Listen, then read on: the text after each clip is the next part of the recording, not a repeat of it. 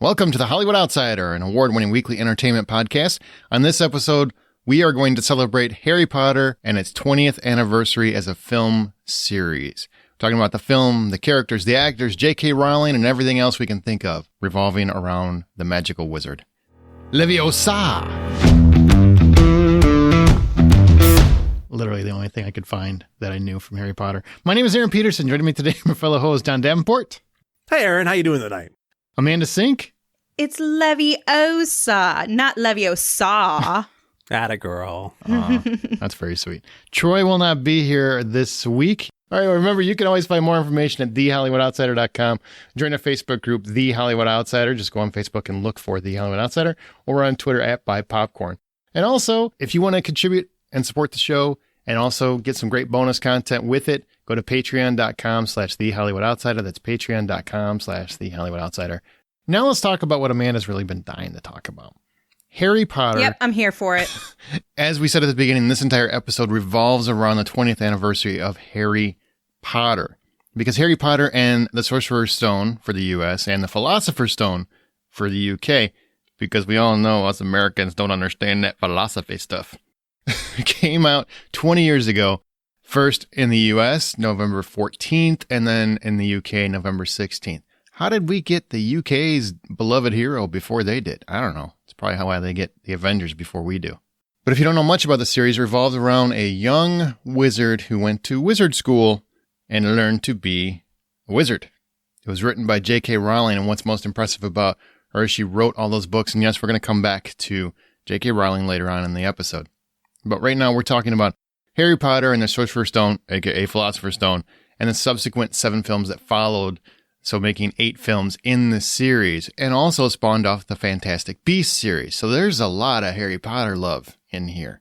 And there's also a wonderful theme park in Universal Studios. There's a whole lot of other Harry Potter action going on. But we're specifically talking about Sorcerer's Stone / Philosopher's Stone and that series and how much people seem to love it. And what really amazed me most about this series is that the initial cast remained primarily intact, which is really just insane when you stop and think about these were kids. These were young kids, very, very young kids. Daniel Radcliffe, Emily Watson, Rupert Grint. They were very young when they were cast, and they stuck with the whole series through the end. So did many of the other cast members, but it's just very surprising to see a main trio like that stick around for over a decade. And if you were unfamiliar with the series, I don't know what to tell you. This entire episode is going to be about Harry Potter. And the films in order: 2001, Harry Potter and the Sorcerer's Stone / Philosopher's Stone, celebrating 20 years, which was brought to the screen by Chris Columbus, and it was a huge achievement.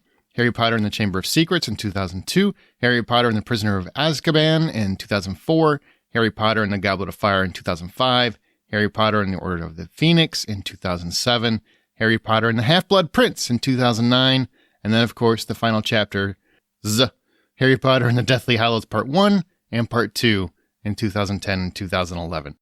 It's always difficult when a book series translates to the screen because how many people tried to copy Harry Potter and very few of them duplicated that success. So why do you think this one flowed so well for both you and audiences? Well, I think it has to do with if you had read the books prior to your viewing, because for a lot of fans, and I don't want to say all of them or most of them, but for a lot of them, they had real struggles with the adaptation, just as most would. Harry Potter is not exempt from that. They really failed to address a lot of key points, some major plot points. Characters were changed.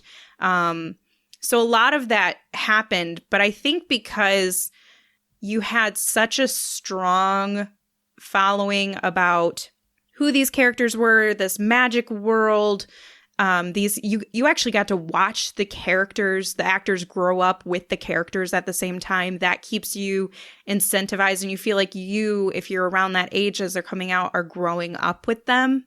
And so that's, for me personally, was something that really drew me into it, because they were close to my age, or at least seemed like it. Magic was always something that I was really interested in, and, those types of stories. But it takes a very interpretive story that can go so many different ways visually, and it gives you something to put all of those thoughts to. And it does it with such flair in a lot of ways. It was so bold in a lot of the things that it does, and the characters are charming. And for me personally, I loved everything about it. I will say that the first movie, The Philosopher's Stone, which was only changed because Americans suck. Yep, because we couldn't handle it. We're like, what's philosophy? We can't handle America! a book with that word. But for me, that's not the strongest film. If you go back and watch it, it's a little rough in some parts, but overall, it was the start to a, dare I say, magical adventure. Well, you did. I can't believe you went there. I find the whole idea of Harry Potter, because I wasn't the book reader when I started seeing these movies in the theater. I was just somebody who loved going to the movies and being able to enjoy new worlds. And what was really great was how the world of Harry Potter within the movies was a solid, grounded world with definite rules and definite things that they have to follow so that it continuously grew. And at the same time, you have Harry Potter, who is kind of this kid who is almost, at the time of this first movie, kind of a blank slate. So it's easy to see yourself in his position and recapture some of that childhood wonder of being in some place where it's completely new and incredible and just mind blowing as far as what is capable. And it was just a blast slipping into those worlds every single year that a movie came out. What I always found fascinating is how many people I knew actually read the books. It's not like Game of Thrones where people are like, I mean to, or, I listened to them. People read these, like they devoured them. They opened books, they cracked them open, and they were just devouring them. And after the movie came out, more people got into the books. I mean, it was insane. And a lot of that was because unlike, something like 50 Shades of Grey, the books are written well. They're actually, written well. There's an entire world in there that is just brought to life in the books. And the movies did everything they could to bring the majority of that to life. The most impressive feat, I think, for the film and following films is the casting. Like, I was astonished with the casting. I think they have the perfect Dumbledore in the first movie. I really thought Richard Harris was perfect. I don't necessarily mean he was perfect verbatim what was in the book. I just feel like he captured what we needed for the movies to work. And Daniel Radcliffe, Emma Watson, Rupert Grint, and Alan Rickman. I would throw Alan Rickman into this. Like, it's just that, I mean, how lucky were the producers? Christopher Columbus, how lucky was he to find Daniel Radcliffe, Emma Watson, and Rupert Grint, who were there the whole time. They made it through the whole franchise. I mean, the odds of that happening when you have child actors like that, to make it a decade or longer, actually it was longer, to make it over a decade in the same roles and not spiral into drug addiction or not, refuse to come back or want to pursue other interests or whatever the case may be, like, and still maintain a wonderful relationship to feel like friends throughout the entire franchise. I mean, the sheer luck involved in that casting decision for all three of those actors is amazing to me. It's unheard of. It's really unheard of when it comes to kid actors for that to work. And I think that's why the movies worked. Well, it definitely does feel like a family after a while. You're definitely watching a family on screen go through the steps of being a family. Like even the villains of the plot were part of that family to every single feeling, and you can tell that there was some magic happening behind the scenes that was much more grounded in reality than exactly what you're seeing on screen. Yeah, and I feel like, maybe it doesn't get talked about enough in terms of that. But I mean, if you think across the board, if you look at casts of other TV shows and whatnot, whenever there's child actors, especially, they grew over the course of 8 films in many respects. Like, they became adults in this world. That was their whole, I mean, they were young kids and they grew into adults all through this Harry Potter franchise. For none of them to be affected negatively, or at least seemingly negatively, is just one of the more impressive feats I've seen in a franchise before. It just rarely happens that all of the kids came out okay, it seems like. I mean, by most accounts. That's a really good point, especially because when I think about who around my age as a celebrity is someone that I could say, I would look up to this person. Emma Watson is one of those people because she's done so many wonderful things for equality and the advancement of humanity in general. And she's even gotten into the political landscape and has a great education. Like that's something that you can say, oh, she's just living a traditional, I don't know, normal person life. But they also, none of them seem egotistical. Even the ones that you would say are egotistical in the movies. Like Tom Felton's Malfoy and stuff like that. Yeah, they don't actually appear that way in reality even. So they didn't even let those personality and characteristics that they were personifying in the films attach to their real life attributes. Agreed. Now, there was a big change, right? I mean, well, I guess we can also mention some of the other we had perfectly cast adults too. You had, of course, Maggie Smith as Professor, how do you say it, Amanda? McGonagall? Thank you. McGonagall. I can never say it right. Robbie Coltrane as Hagrid. You had some wonderful casting across the board. And of course, Alan Rickman, the perfect Snape. I mean, truly. Always. Truly, the whole franchise, you're just like, he's got to be the worst, right? He's Voldemort's like stepson or something. I mean, I don't know how it's connected, but he's got to be. And he turns out to be probably the most tragic hero in the whole movie, would you say? I mean, anti-hero, something. I don't know how you would refer to it, but Alan Rickman. No, he's the hero. Yeah, thank you. He's definitely a hero of the story. He sacrificed so much of himself to make this plan work. So yeah, definitely a hero.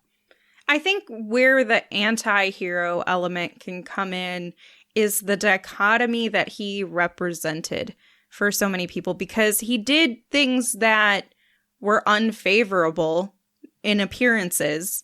He made choices that were unfortunate, and he created alliances that made you go, wow, this is really terrible. But to your point, John, he did it all in the name of a long-term plan to get to this end goal. And he created, if you really, really think about it, he really created the platform for Harry et al. To complete this task, to defeat Voldemort.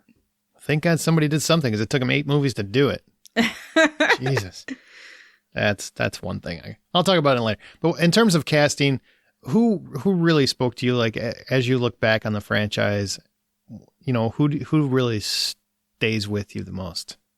Well, everybody really stays with me the most. I even like Michael Gambon as Dumbledore later on, especially when you find out that Dumbledore is this more flamboyant character in other iterations of the story anyways. And so Michael Gambon becomes this really a much more interesting choice than Richard Harris did. I love Robbie Coltrane as Hagrid. His delivery for the lines, the way they structured this giant that was walking around the school campus, the way he looked, like the entire character himself was just something that you lost Robbie Coltrane in. He was completely gone, and all you had was Hagrid, and I look up to him both literally and figuratively, and I want to be Hagrid when I grow up. And then you have the kids like. You have Daniel Radcliffe, who I love who he's become as an actor. Like the choices he makes, the movies he does. He's doing things specifically because that's what he wants to do, and not because he feels like he has to get a paycheck or because he has to do anything. He makes these smart and great choices of changing himself and his life for these new characters, and it's all based off of who he became during this movie series. I want to go back to the Dumbledore thing, because I didn't like that change. And I realized I had to do it because Richard Harris passed away. To me, Richard Harris, I just thought he was a perfect Dumbledore. And Michael Gambon, it just never, ever came close to Richard Harris, in my opinion. He wasn't bad. He didn't really take me out of it, but I just never really took to him. It always felt like, he's just a guy in a fake beard. We had this conversation on the podcast at some point, and I can't remember when it was, maybe about Fantastic Beasts or something, and we talked about Dumbledore. But I know we've talked about this.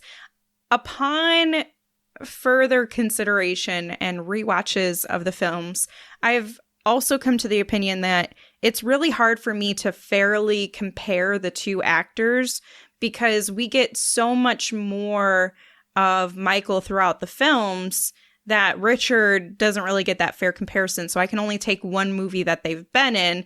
But Dumbledore as a character changes so much through these movies that it's hard for you to say this is the perfect Dumbledore because of XYZ, because his characteristics change. There are times when, and especially in the first movie, Richard came across very childlike almost, where he was very appealing to children. He was very calm and fun and nice and kind. Whereas as you get through some of the later films, he becomes darker as a character, like most of them do, because of everything they're enduring.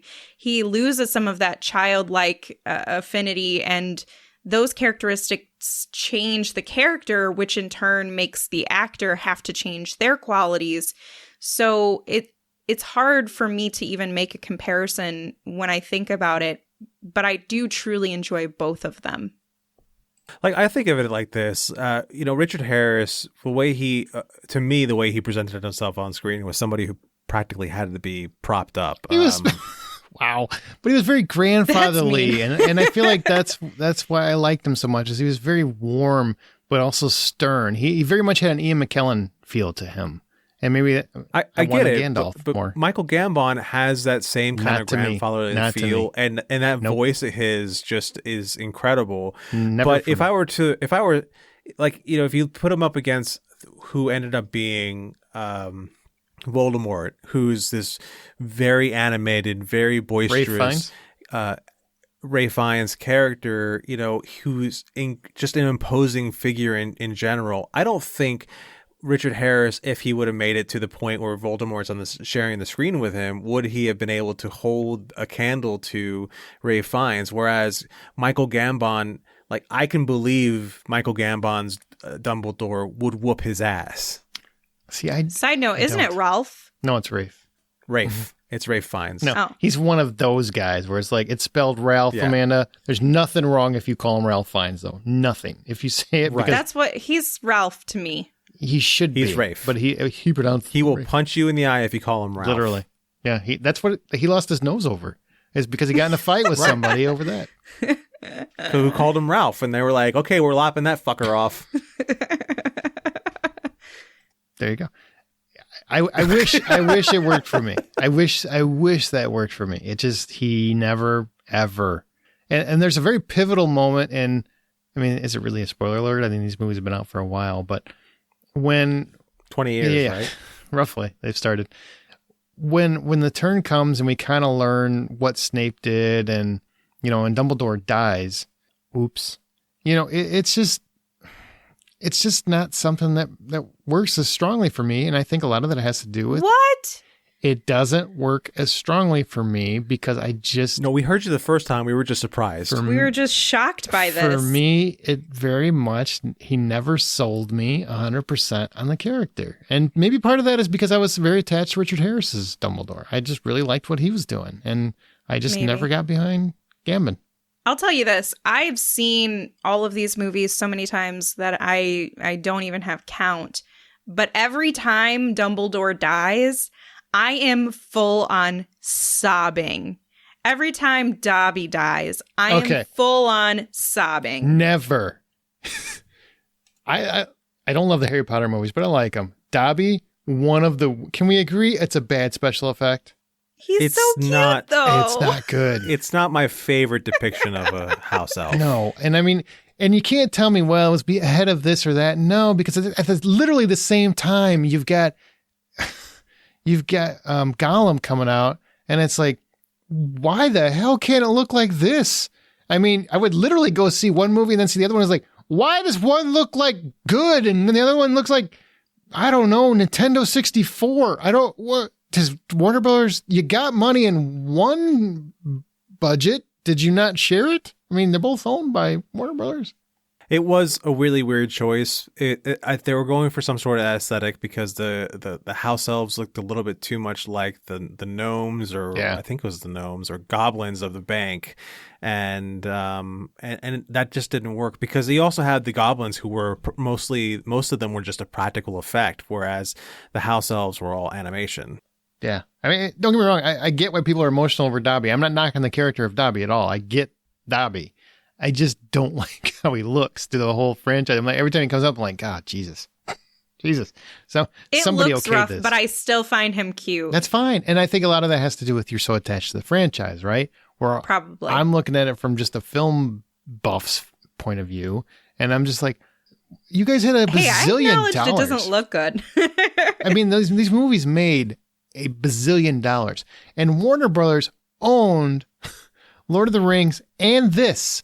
They could have just said, hey, that's a good point. Our special effects houses are not getting this done. Can we bring Weta in here? Can we bring the Lord of the Rings people? Can we bring them? Can they do the effects or something?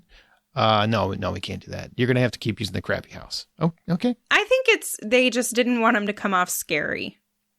I mean, well, there's better ways of doing it without them coming off scary. Yeah, I'm just trying good. to. It's called good. Back it up. It's called good. But all that said, bad jokes aside, there's a lot of heart in the actors for the most part, even though I don't think Gambon has any.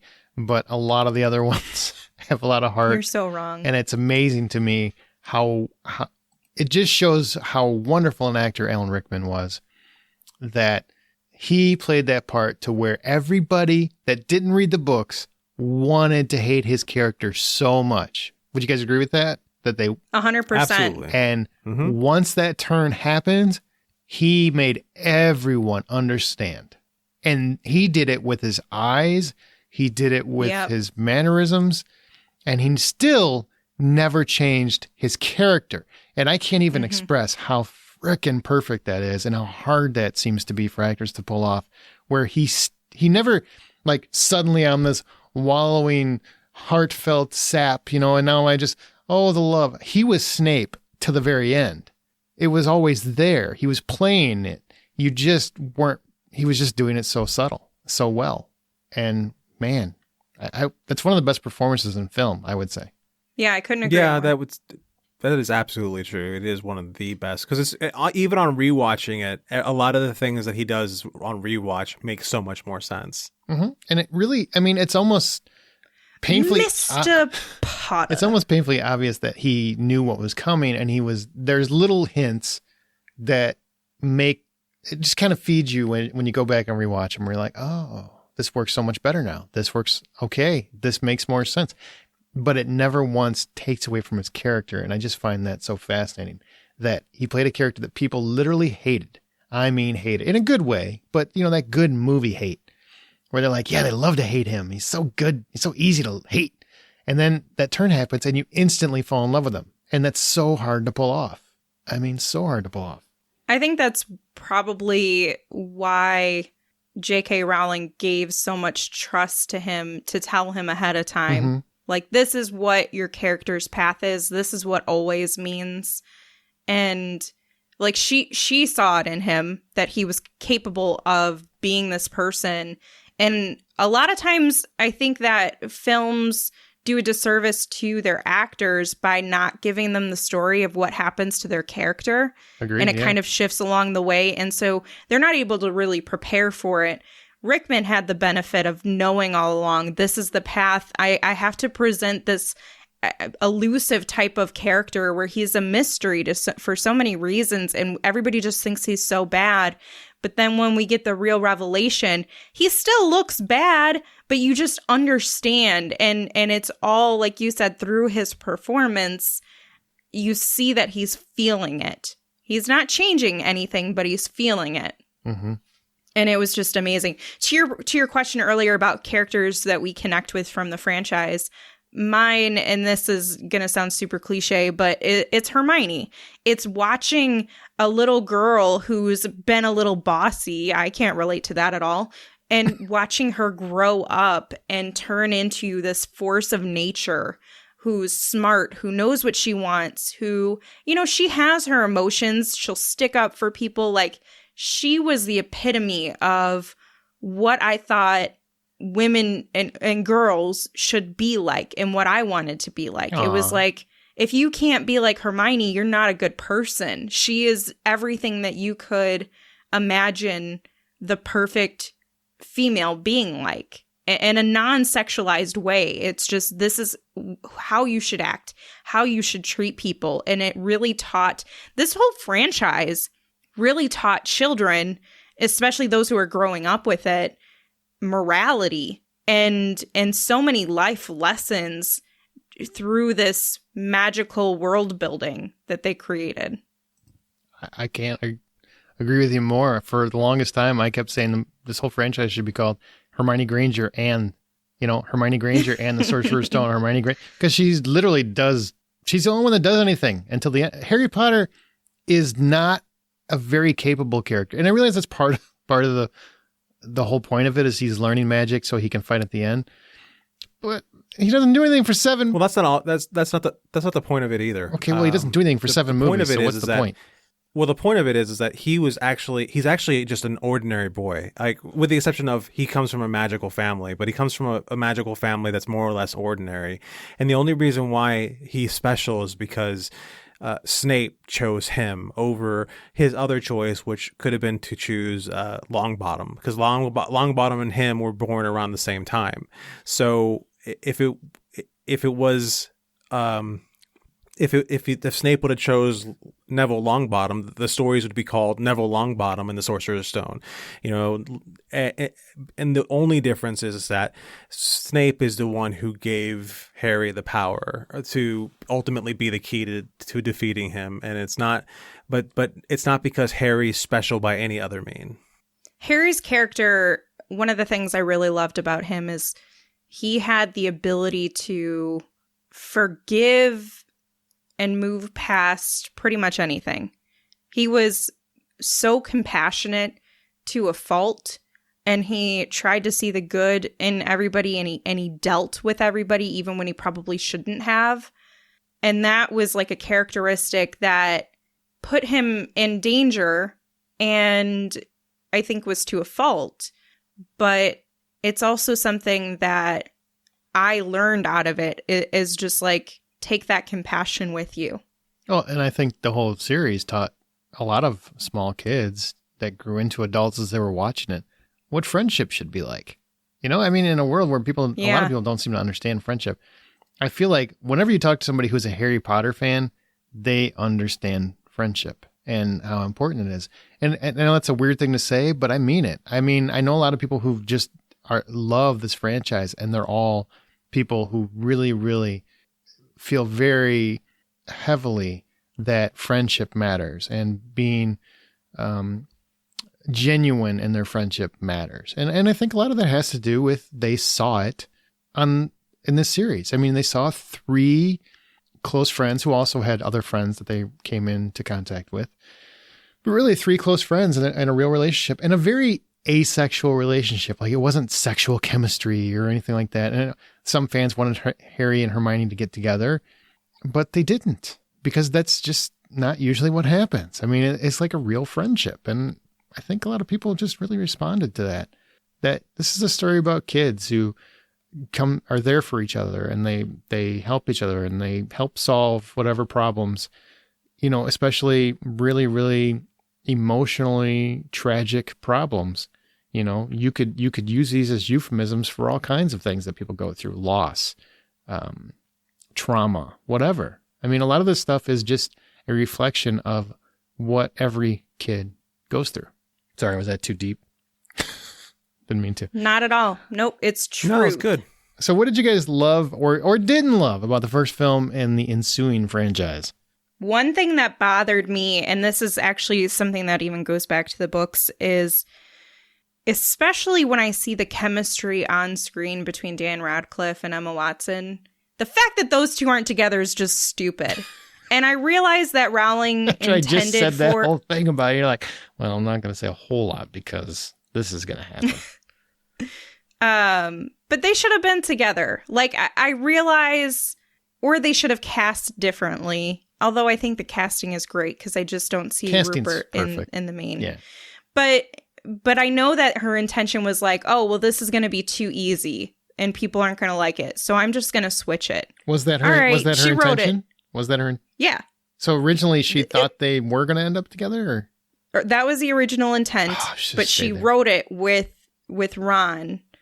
And, you know, I guess to me, it's just like, I don't get those vibes through the film. I don't. I feel like their chemistry is just so strong between Dan Radcliffe and Emma Watson that it's hard for me to, like, I cognitively am like, okay, she's not supposed to like him. This is just friendship stuff.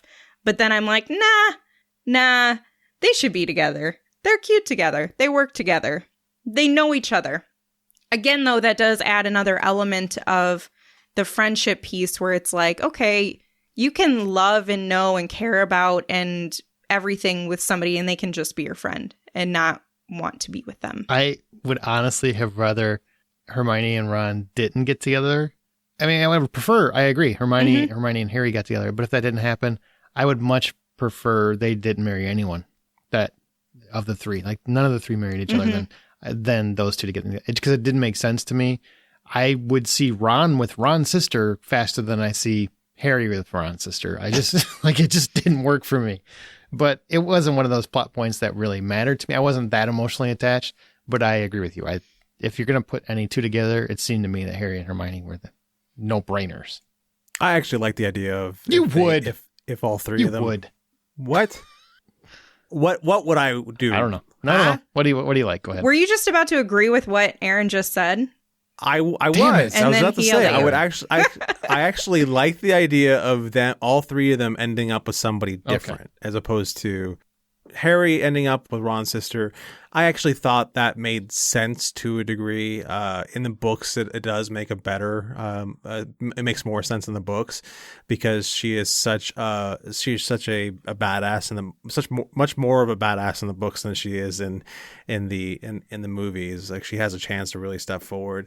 But and then Ron and Hermione getting together, just the only way that makes sense is because opposites attract. Otherwise, it's pointless to the story to have that happen, except for to give Ron and Harry something to fight about when they start getting into puberty.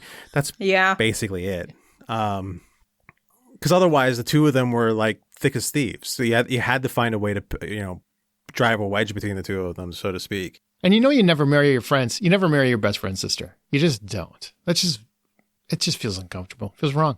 Okay, so as far as things that I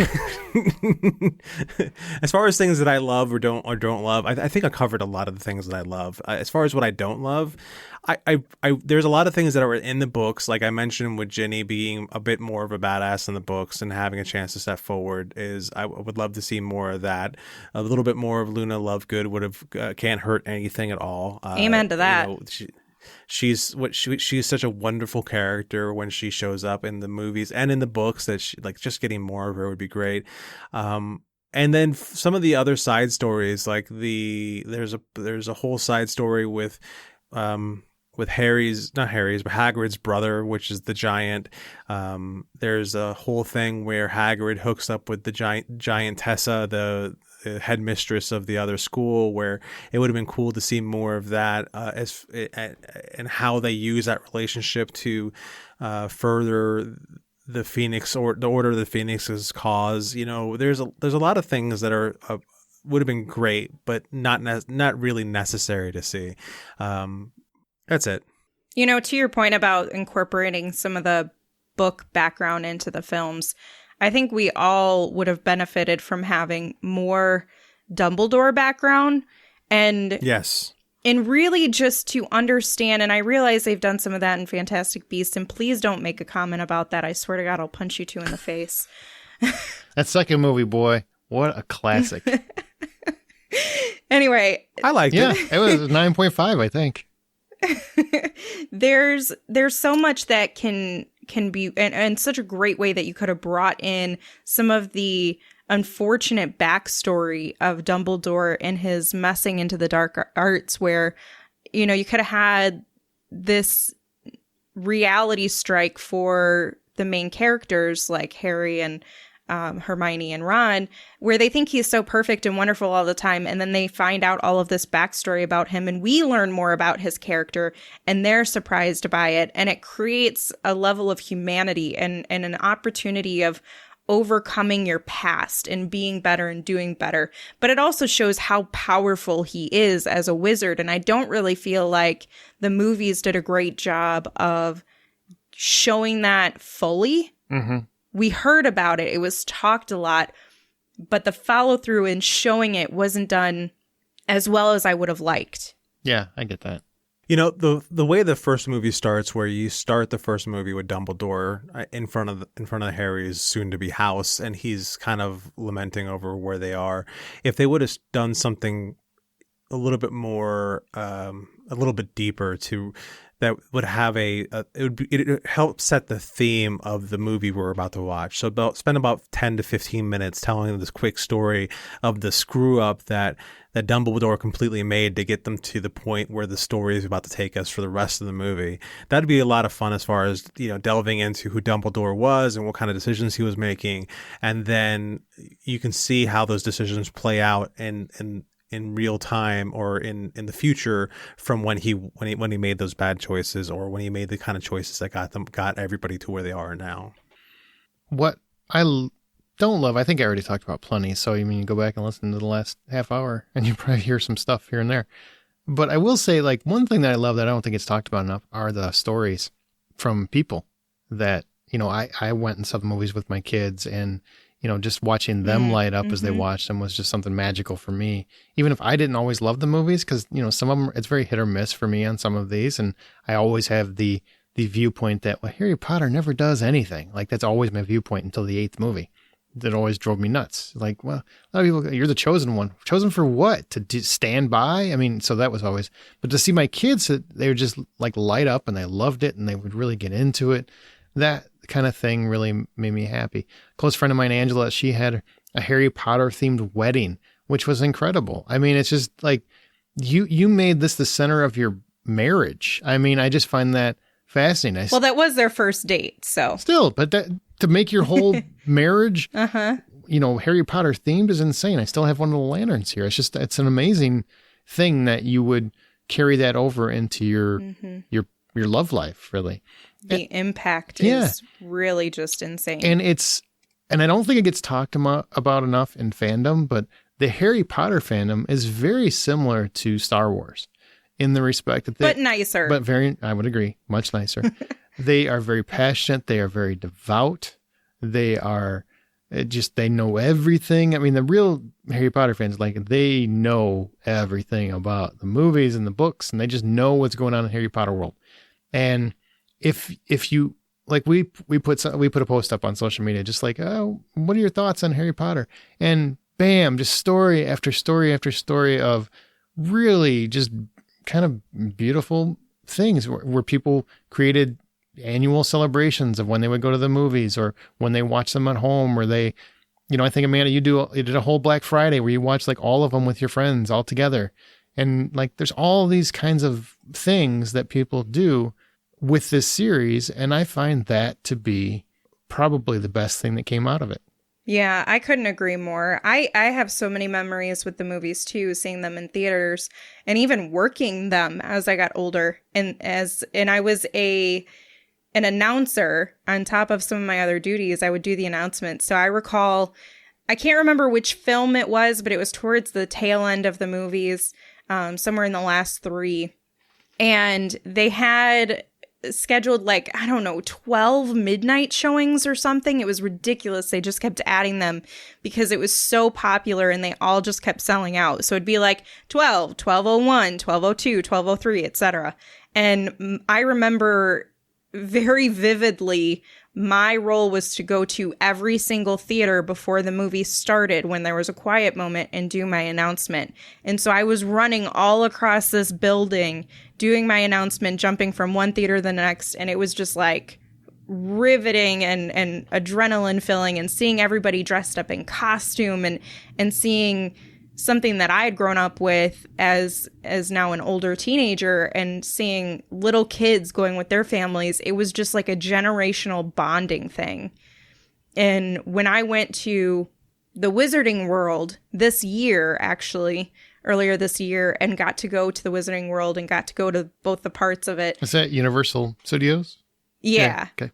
I literally bawled my eyes out. I cried the moment I stepped through because it felt so real. It felt like all of my childhood dreams were coming true, and everything that I was like, man, I've wanted to live in this world, and it feels like it's right in front of me. It's so real. I can touch the walls, and it feels like what I would imagine from the films. And so all of that, the way they've created it and made it a fully fledged experience. You can buy a wand and do actual magic tricks, of course, thanks to technology, but it's still really cool, especially for kids. That's pretty cool. And almost 30-year-olds. That's very cool. Very cool. Mm-hmm. Anything more in the Harry Potter series before we move on to the last question? I think we covered it. Okay, so I do want to bring this up because J.K. Rowling has fallen out with many fans on Oh boy! her social media thoughts. If you don't know, I'm not going to go into it, but she's stated very clearly that she believes that there is. I'll say it wrong, so I'm not even going to try. Just Google it if you really want to know. Essentially, she believes that individuals who are born as a female have endured a lot of struggle, and therefore trans women who have their own set of struggles, but whatever, that's not what she believes. She believes that they can't really claim the title of woman because they haven't endured the same struggles as an individual who is born with the sex of a female. And so she really takes a strong opinion on not necessarily gender, I would say, but more so sex. Biological and sex. really defining that. Yeah. Biological sex. Okay. So that's got her in a lot of hot water. Well, she's been an asshole about it, to be fair. Okay. Once again, that's your opinion. Not everybody feels that way. It is my opinion. Okay. Just my opinion. Okay. So because of that, she's fallen out with many people on social media for her thoughts. Now, I want to know, does that affect, and I don't, Amanda, we had that discussion last week. Nobody came here. So I don't know what to say. I have no idea what you're talking about. Does this affect your enjoyment of the franchise as it extends and likely expands or rebuilds in the years to come? Like, does her off-book social media concepts and ideas, does that affect your enjoyment of the series as a whole? So I tend to look at myself as very progressive, and we can all be better, we can all do better. This is one of the very few circumstances where I tend to disagree with those I normally agree with, and it doesn't affect me. She's allowed to feel however she wants to feel, and quite honestly, as a woman who has endured her own struggles, she's allowed to feel however she wants. Doesn't mean I agree with it. And I realize how damaging that can feel to other people who are trans and have family who are trans, things like that. Seeing your idol, your hero, dismiss you can be really heartbreaking. So I understand why others have really fallen out with her. I don't follow her on Twitter or anything anymore because I don't care for her remarks. I think she's a great writer, and she never implemented any of those concepts and opinions into the Harry Potter franchise. So to me, it feels like one of those indirect issues. Like, this is not directly correlated to the franchise. It's not, she didn't go out and hurt someone, rape a kid or something and wrote a story or something. Like, then I would be like, oh, you preyed on children and made money off children and hurt children or something. No, it's very different. So she has her opinions. I get what she's saying. I disagree with it, but it doesn't affect me. All right, John. In terms of Harry Potter. Don't you dare take it away or cancel it from me. beat you up. Yeah, I'm gonna kind of deflect in a way because as far as the subject matter in general, like let's just let people live their lives the way they want to live their lives. I don't understand why we have to get up in everyone's business. As far as what she said, you know what? Let's go after somebody like Jeff Bezos first, or somebody else who's really making people. Jeffrey Bezos. Hey, you did here. it. I don't have any idea. Sorry, I love Bo Burnham. Yeah. Let's go after somebody who, in a lot of different ways, is actually making a lot of people's lives miserable, but trying to sprinkle, like, you get the joy of working for me, or you get the joy of this or that or the other. Let's just make sure you can't do this sort of things that would actually make your life better.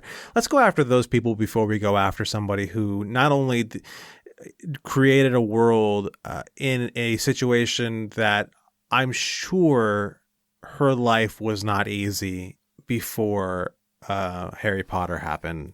And I'm sure creating Harry Potter, and the reason why her hand is like she's got this stranglehold on the property, is because it's something that it's just she did work very hard for, and she did create from nothing. And I'm sure that she has had some things happen to her life, to her personally, that has made her feel the way that she does.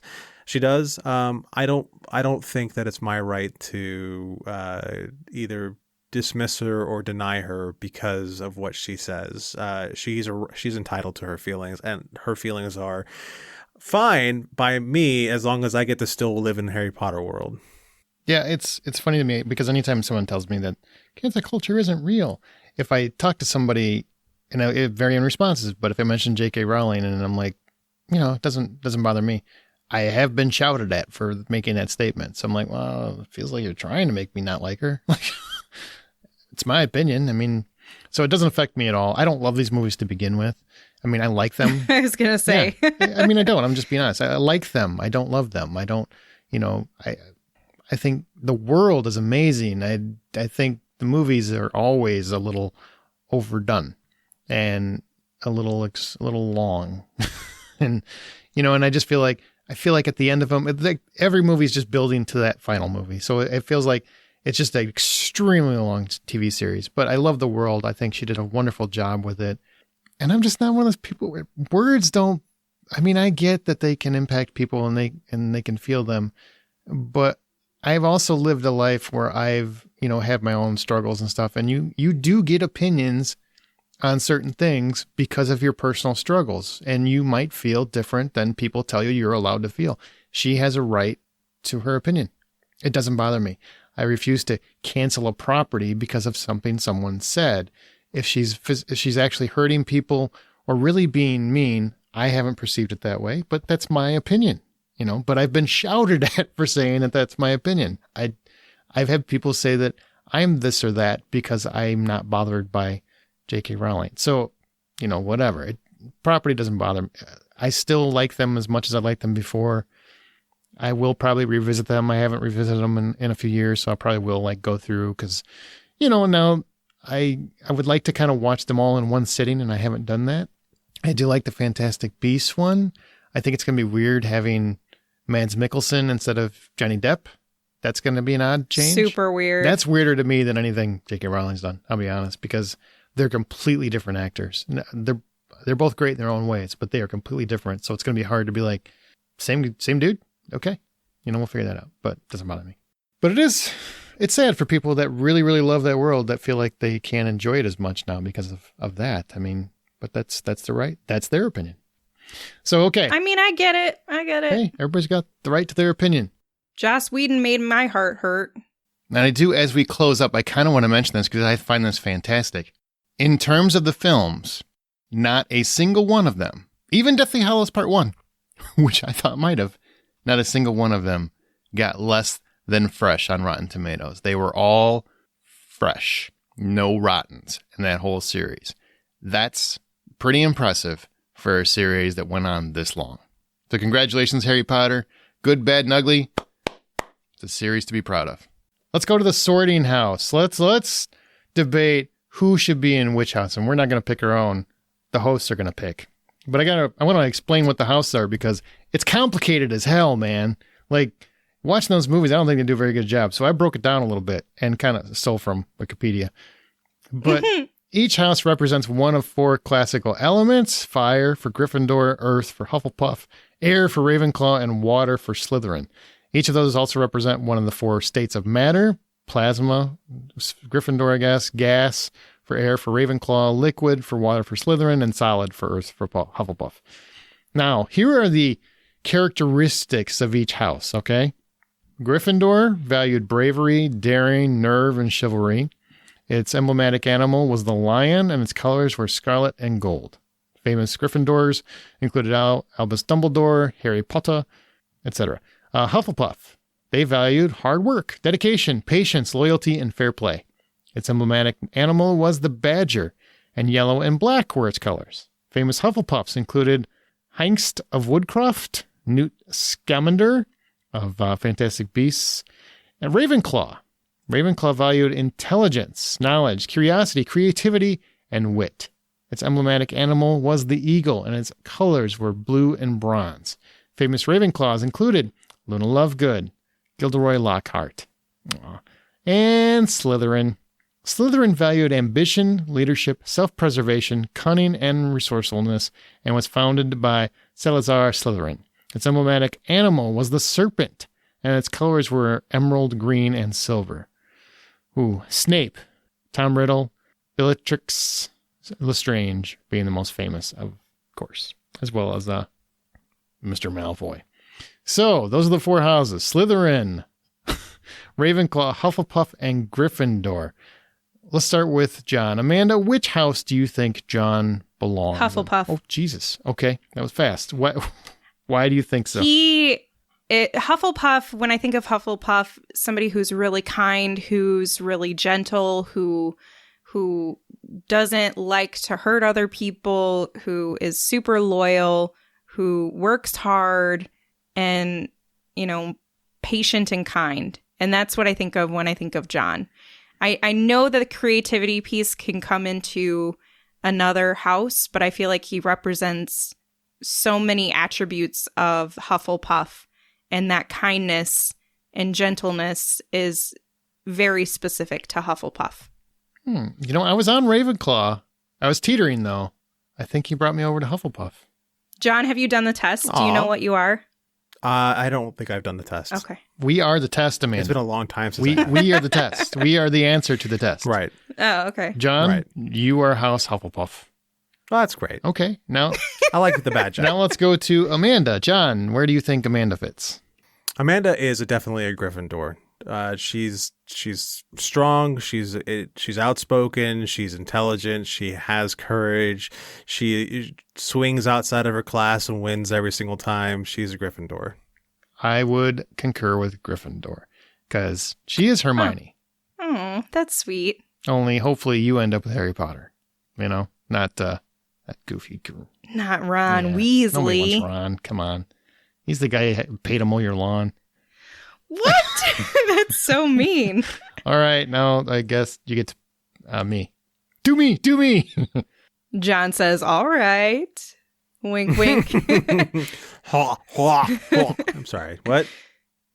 Yeah, it's obvious. You're totally House Slytherin. See, I thought about Slytherin because he's very ambitious. He's our leader, of course, and he can be cunning and all of that. But I feel like one of the distinct personality traits of Slytherin is that there's an element of self-preservation. And that can mean at all costs.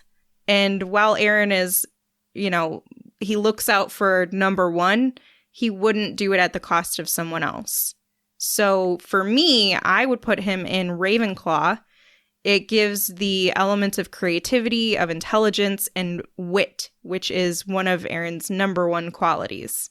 Right, but to as an argument, let's take Severus Snape for example, somebody who ultimately showed loyalty that nobody else was able to show, and leadership that nobody else had shown, and self-sacrifice that nobody else had actually been able to complete because he gave up absolutely everything in his life to make this plan work. And so, yeah, sure, he is into self-preservation, but definitely not at the cost of anybody else. So he made sure he ends up sacrificing himself and being the bravest person of the whole series. So he's more like Snape than anybody else. I would agree with that, but I would say you just can't let me have it, can you? Well, You just can't let me have it. Can I ask a question? And I realize Yeah. it's about me, so I can't really partake in the debate. But self-preservation, as long as it doesn't mean selfish, because I am zero selfish. Like I am not a selfish Right. person. So as long as that is not Right. what self-preservation is meaning in this circumstance, and that's all I have to say, and then I'm back out. And I'm just saying, Snape personified that perfectly. He was interested in self-preservation, but he also wasn't selfish. He gave up as much as he could. So, yeah, I mean, I do get what you're saying, and I would say Snape he is most like, but I would also argue that Slytherin has really more controversial characters like Malfoy who use others around him for their self-preservation and as a stepping stone. And that is, while they are enacting the ability to lead and others are following him, he's still not a leader. I wouldn't say that he necessarily has leadership qualities. He's just a jerk, and he does it at the expense of everyone else. Is this me we're talking? No, we're talking about Malfoy. Okay. I'm Right. like, I don't step on people. Okay, so I feel like maybe you're a blend, and you should just take the Wizarding World quiz of which house you're in and tell us. well, ultimately, the Sorting Hat taught us one thing, which is that the person wearing the hat ultimately makes the choice of the house they want to end up being in. That is true. So the Sorting Hat does say that, where, maybe Aaron can end up being a Ravenclaw, or Aaron can end up being a Slytherin, the one you were. But he, oh, but he's ultimately, I think, because of just because the people who ended up wanting to be Slytherins ended up being douchebags to some degree or another, a lot of the people who are Slytherins are actually really good people. Slughorn was a Slytherin, and he was actually a good person. Aaron, which house do you want to be? Wait, I don't understand. You just rules. said the hat. So I get lets to you pick? choose. Then Ravenclaw. 100%. 100%. He doesn't want to be Slytherin. No, it's not. I don't think I fit Slytherin as much. I mean, I appreciate everything the way John sold it, man. I would buy fucking real estate in Slytherin. Because all those movies, I didn't get a whole lot of that. And I'm like, wow, suddenly that seems like the best house. I get why people listening without, much context might feel like, oh, he could be a dick sometimes, da-da-da. And that seems to be the equation to Slytherin. But Ravenclaw is very much about valuing facts and knowledge above all else, and being very creative and trying to create things and deliver.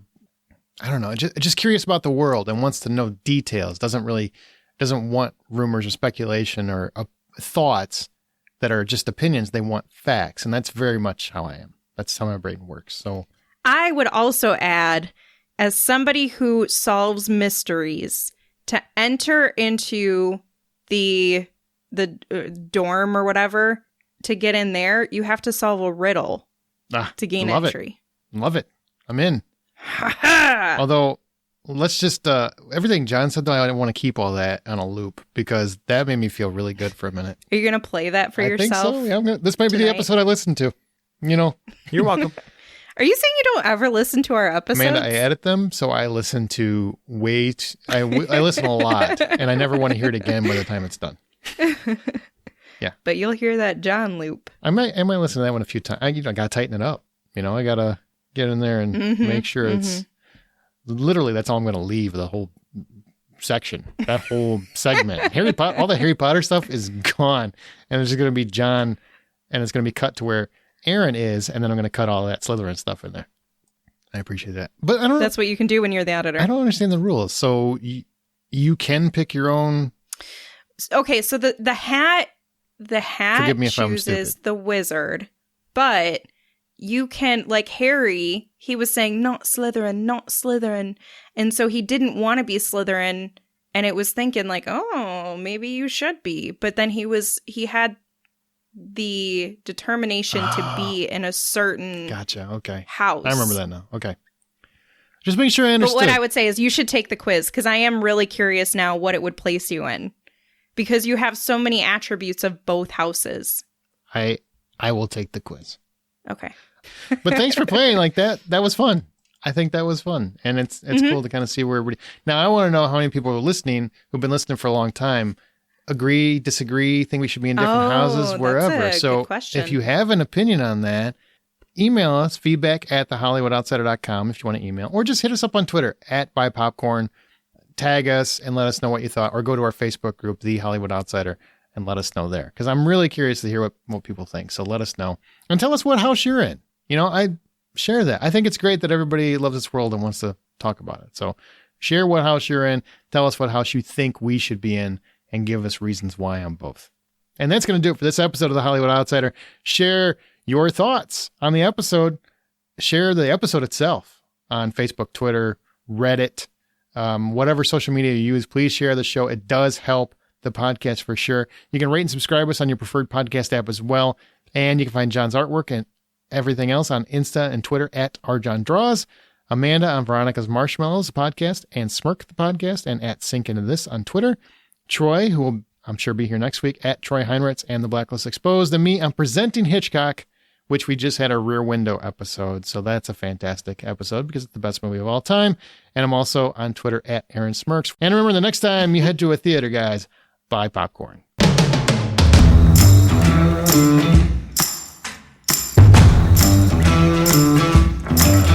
Wingardium Leviosa. Well, I don't know what that means. Is that like, Aloha I'll have a Mora. steak and potatoes? Hey, you know what the best thing I heard tonight was, Amanda? John, you feel free to answer because it's really your comment. Uh-huh. What does Harry Potter always ask for? Help. I'm shaking my head at you. It's so true. It's so true. No leader can do it all by themselves. Well, obviously he's a delegator because he can't do anything. He did a few things. What did he do?